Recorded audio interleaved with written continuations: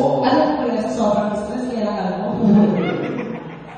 Kaya parang paano yung Sir Lumao? Di ba? Sir RJ, kayo po ba may asawa na lang na po? Yeah. Ano po yung GMA?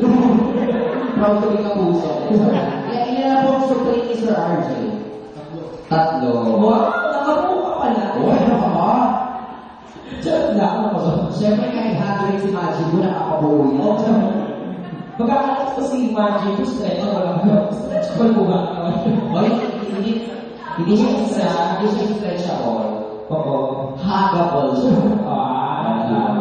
Oo. Pag malaki ko lang tayo, nakakabuhay. Totoo yun ito. Promise. Totoo po yun. Totoo yun, sir. Sana. Yung nakapasok ko lang ang hula namin. Siyempre pag napasa ng mga huli, papasa sa sa Feng expert. Yung mga haba ng kailangan, yung malalaki ngayon. Oo. Madali na mamatay yan.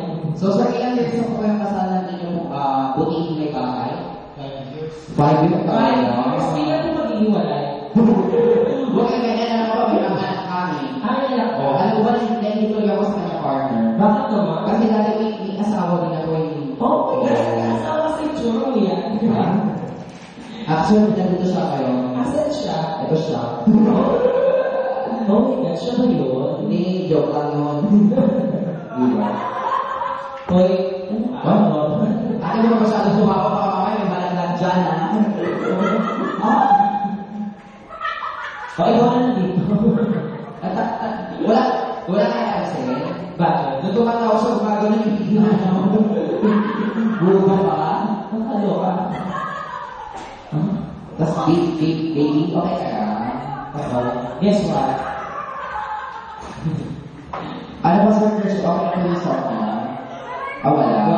Another song na lang po, baka po mamaya ano natin. Baka sa kanila matsambahan natin na meron sa player natin. Sige. Bago po ba natin 2030 meron? Baka buti na years po yan.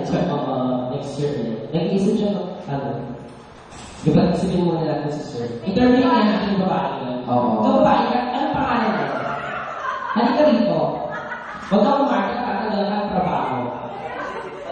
Susan!